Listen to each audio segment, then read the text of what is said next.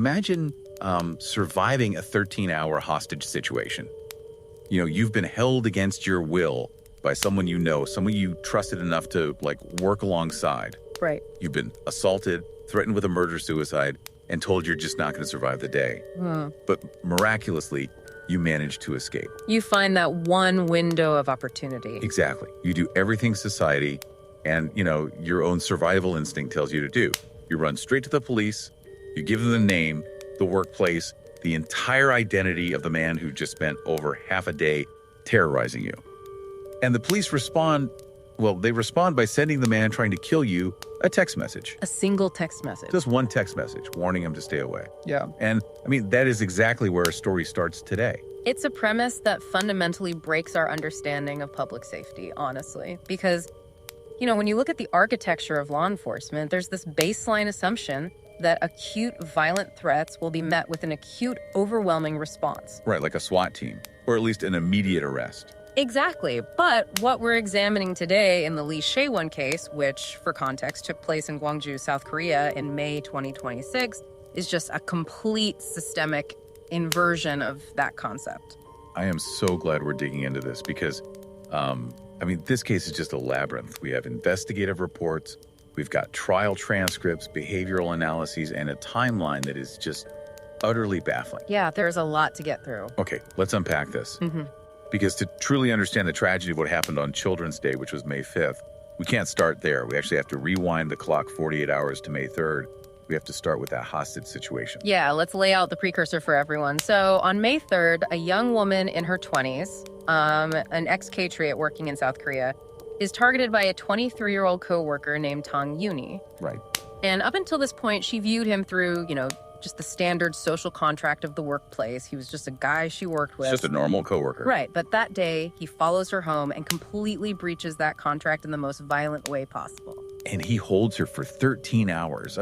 I really want to linger on that duration because I think it gets lost in the clinical summaries of police reports, It absolutely does. 13 hours is an eternity when you were trapped in a locked room with someone who wants to hurt you. Oh, from a psychological standpoint, a 13-hour captivity is all about establishing total dominance. This wasn't some fleeting crime of opportunity. No, not at all. This was a sustained period where Yuni exercised absolute control over another human being's life, her bodily autonomy, her psychological state. He rapes her, and he introduces the ultimate control mechanism, which is the threat of a murder-suicide. Right. He essentially dictates the terms of her existence for an entire day. And yet somehow, she finds a window. She escapes, she reports him, and she flees the city in just sheer terror.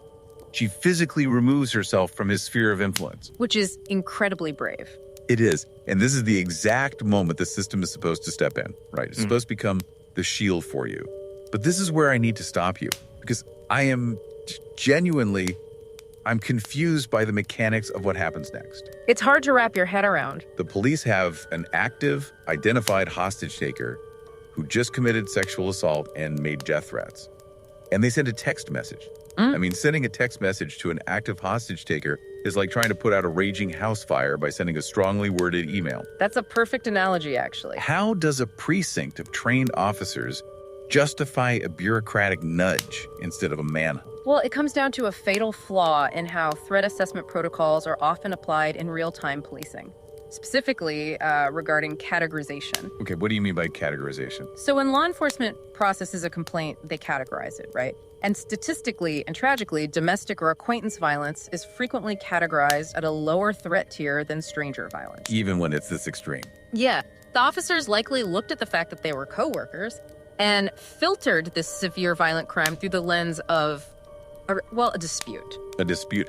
I understand minimizing a verbal argument, maybe, but a 13-hour locked room captivity with a rape and a murder-suicide threat? How does any protocol anywhere classify that as a low-level dispute?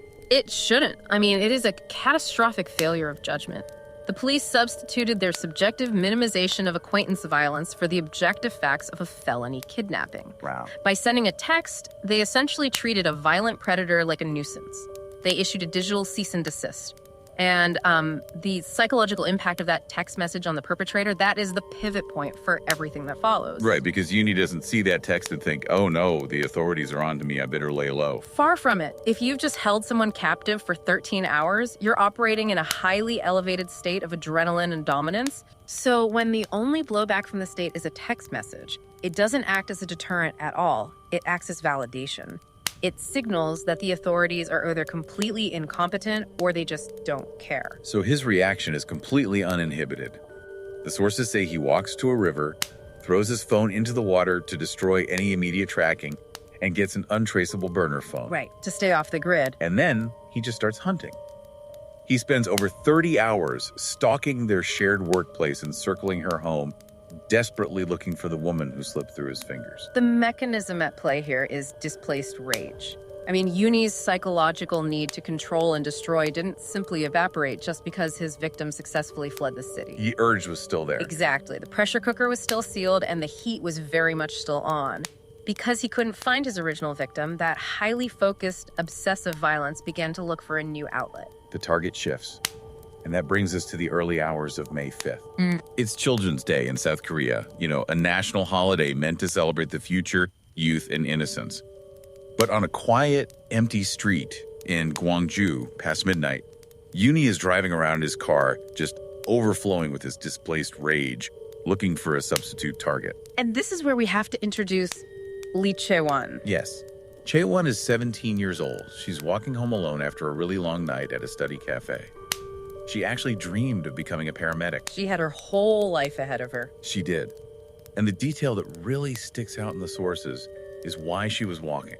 She could have easily taken a taxi, but she chose to walk to save her parents the taxi fare. Oh, man. I know. She was just a considerate teenager, carrying the weight of her studies, looking toward a future of helping people. She represented the absolute antithesis of the man who was hunting in the dark that night.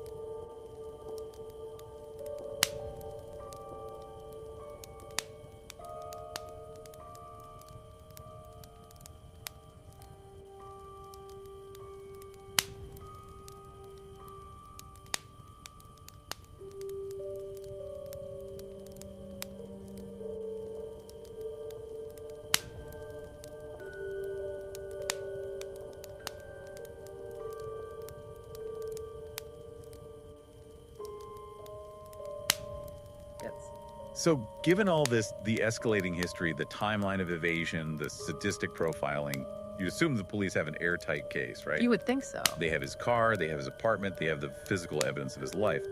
But this is where the story stops being a true crime analysis and becomes an autopsy of a systemic, institutional cover-up. Yeah, we have to look at the actions of the initial investigative team at the Guangju police station, specifically led by a senior officer known as Inspector Pak.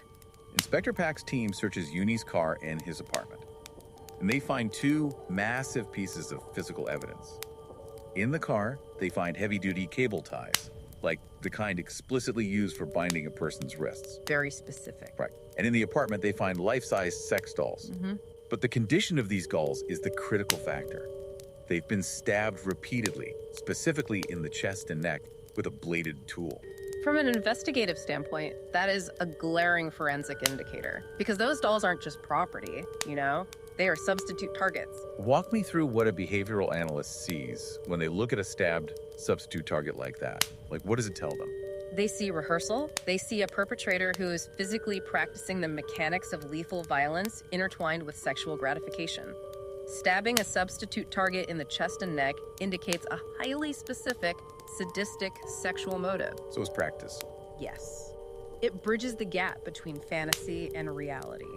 It proves the murder wasn't a random, impulsive street robbery gone wrong. It was the culmination of a practiced, sexualized, violent fantasy. It's the ultimate proof of motive. So what does Inspector Pak, the man in charge of securing this vital evidence, do? The exact opposite of his job. He acts as an institutional firewall. He actively filters and sabotages the investigation to ensure the truth never makes it into the official record. He fails to officially log or secure the cable ties and the dolls into evidence. And when a forensics team writes up a summary suggesting a strong sexual motive based on the apartment scene and Yuni's interviews, Pak simply deletes the summary from the digital file. He's systematically removing the edge pieces of the investigation, ensuring the full picture can never be assembled by a prosecutor or a judge. Okay, so imagine you're putting together a puzzle to lock away a monster, and the lead detective is secretly pocketing the corner pieces. He goes even further.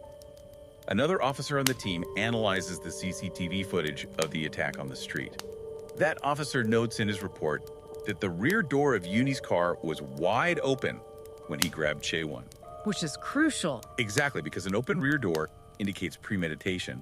He was trying to throw her into the back seat as an abduction.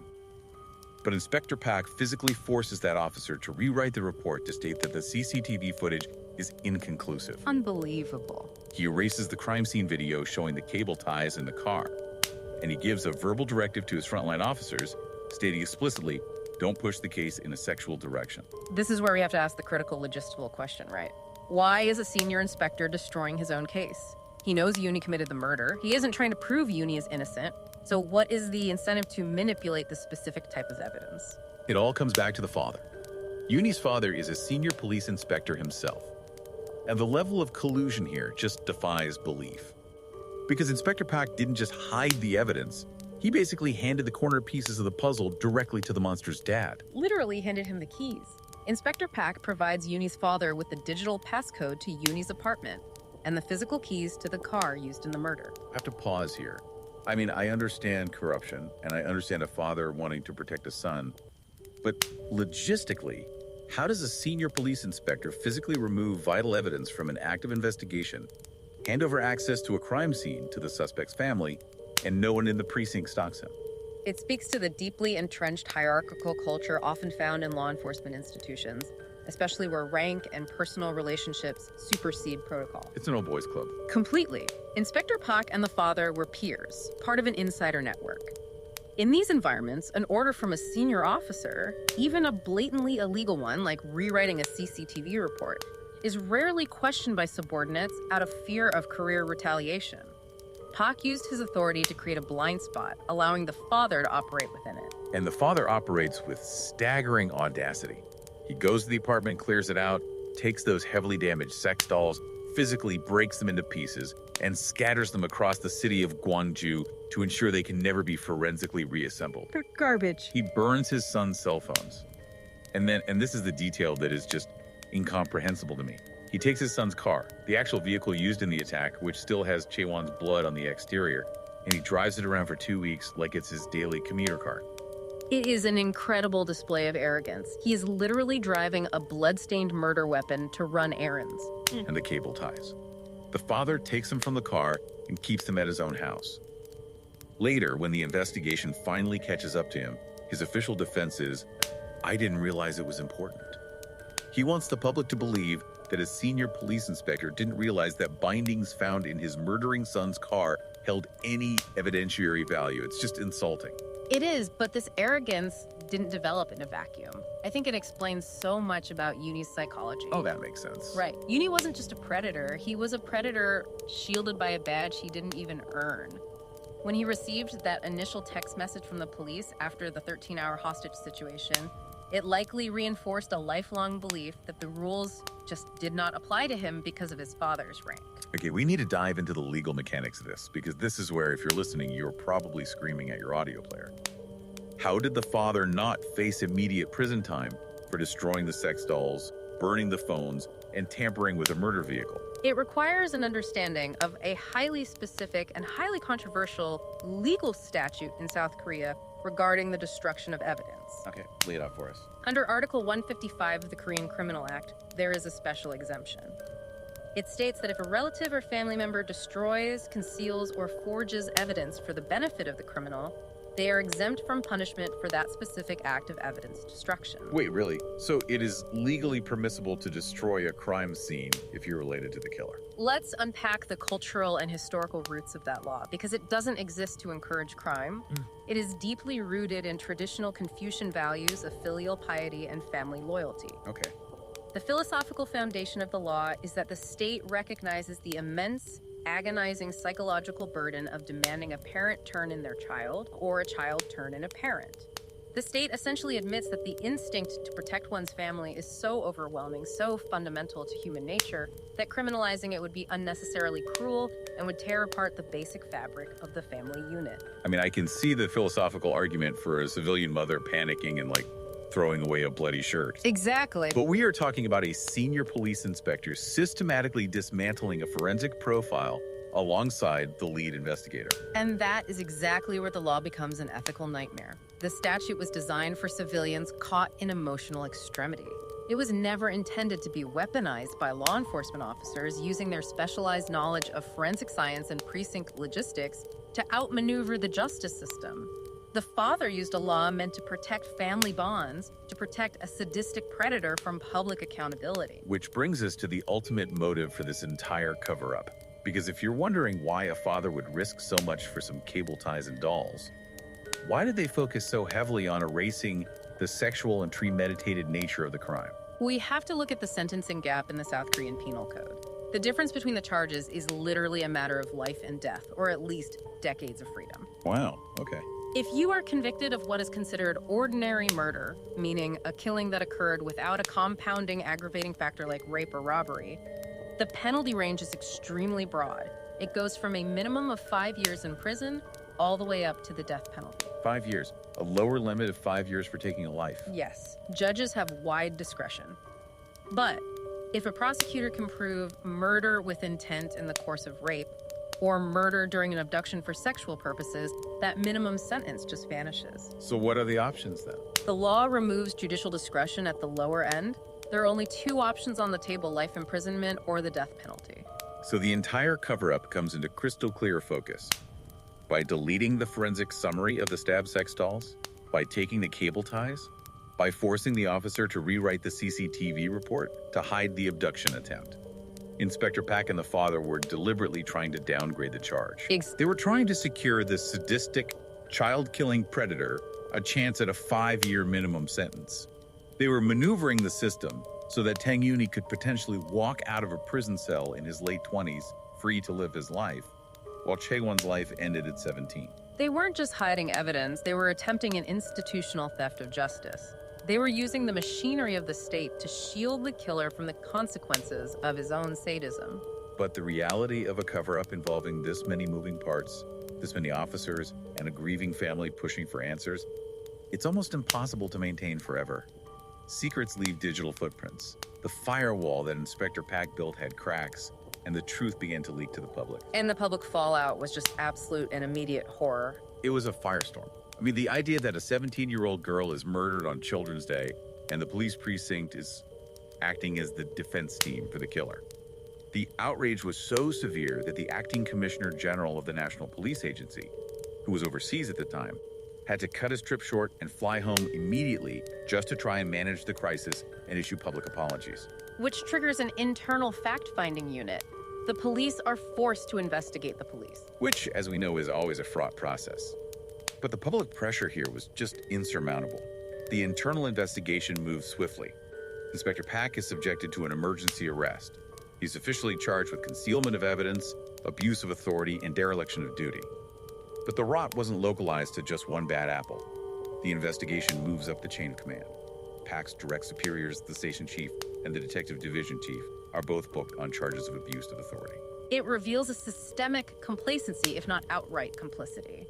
Whether it was due to a culture of granting favors among high-ranking officers, or just a willful blindness to the actions of a peer, the protective apparatus of the precinct was fundamentally compromised at multiple levels. This is the moment the prosecutors finally step in and take the case entirely away from the police. And they face a monumental task. Yeah, they have to perform a forensic resurrection. Yeah. They have to rebuild a prosecutorial narrative that the police intentionally demolish.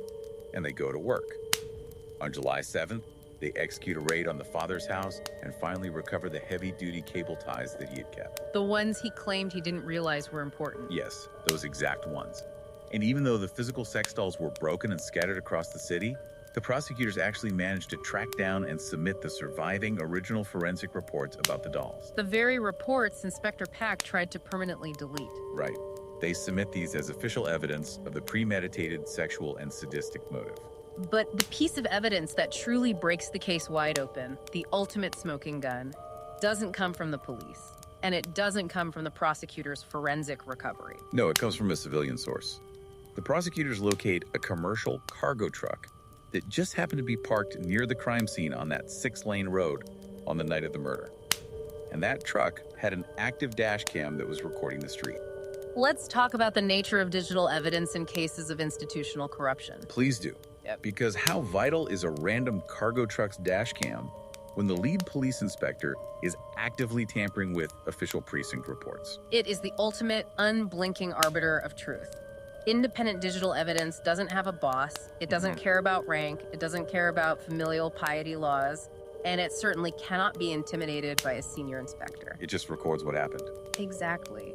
The dash cam captured the objective reality of the street. It showed Yuni's rear car door wide open, and it showed him physically grabbing Chae-won by the neck, attempting to violently drag her toward the vehicle. It was incontrovertible proof of premeditated abduction. It bypassed the entire police cover-up and delivered the truth directly to the prosecutors. And that truth was desperately needed, because Yuni's arrogance was still intact. On June 2nd, based on the rebuilt evidence, the prosecutors formally indict him for murder in the course of rape, the heavy charge, the one with no 5-year minimum. But at his first preliminary hearing, Yuni attempts to manipulate the court. He openly admits to the murder, but he flatly, confidently denies any intent to rape or abduct. He sticks to the narrative of a suicidal man who just lashed out. Because he's still operating under the assumption that his father's cover-up was successful. He believes the sexual evidence is gone. He believes it so deeply that he actually submits a handwritten statement to the court.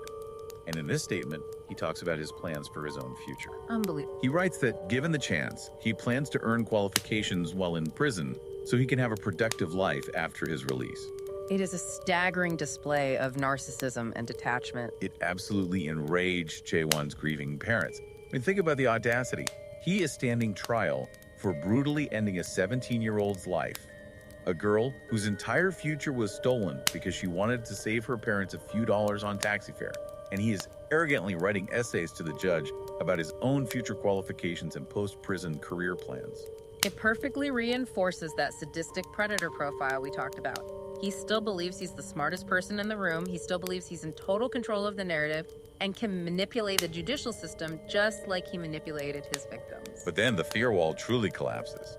His defense lawyer is provided with discovery, and he shows Yuni the dash cam footage from the cargo truck. Yuni watches himself on video with the rear door open, grabbing Chae-won by the neck. And once he sees that unquestionable indisputable proof of his abduction attempt. The facade instantly crumbles. The arrogance evaporates. Completely. On July 7th, the very day they raid his father's house, he submits his first official letter of remorse to the court. And by July 10th and 13th, he files full statements with the court, completely abandoning his defense, admitting to the sexual purpose of the attack, and pleading guilty to all charges. The dash cam forced his hand. It was the moment he realized that the legal loopholes, the deleted files, and his father's protective shield had finally completely run out. The objective truth just cornered him. And as we bring this deep dive to a close, we're left looking at a landscape defined by incredible, stark contrasts. On one side of this story, you have the absolute darkest elements of a society. Right. You have a policing apparatus that prioritized protecting its own over protecting the public. Right. You have a father who weaponized his knowledge of the law to hide atrocities.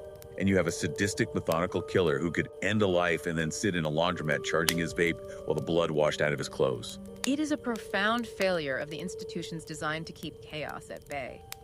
It shows us exactly how fragile justice is. I mean, it relies entirely on the integrity of the gatekeepers, and when those gatekeepers are compromised, the system fails spectacularly. But on the other side of that darkness, you have the absolute best of humanity pushing back. You have Chae-won's parents, who, amidst unimaginable, suffocating grief, bravely released their daughter's face and name to the world because they refused to let her story be erased by a corrupt precinct. That takes so much strength. It really does. You have prosecutors who painstakingly dug through the ashes of destroyed evidence to resurrect the truth. And, perhaps most profoundly, you have a 17-year-old boy who saw a stranger in peril, bypassed every human instinct for self-preservation, and sprinted across 6 lanes of traffic, risking his own life to try and save hers. The contrasts are what make this case so enduringly important. It reminds us that while institutions can be corrupted, the instinct for truth and the instinct to protect still exist in the individuals who refuse to look away. Exactly. So as you go about your day, reflecting on the systemic breakdowns and the heavy realities of this case, I want to leave you with one final thought. The overarching question of this entire tragedy is about who we trust when things go dark. And before the darkness took over entirely on that empty street, Chae-won saw the truth with absolute clarity. When she used her final fading breath to tell that brave boy, "Call 119, not 112," she identified exactly who could be trusted in her final moments. She knew the system was broken. It forces us to ask ourselves a very uncomfortable question. In our own communities, if the system designed to protect us suddenly turns its back, who are the 119s, the true protectors that we can actually rely on to cross the 6 lanes of traffic for us? That is the question we all need to be prepared to answer. Until next time, keep looking past the surface. Keep diving deep.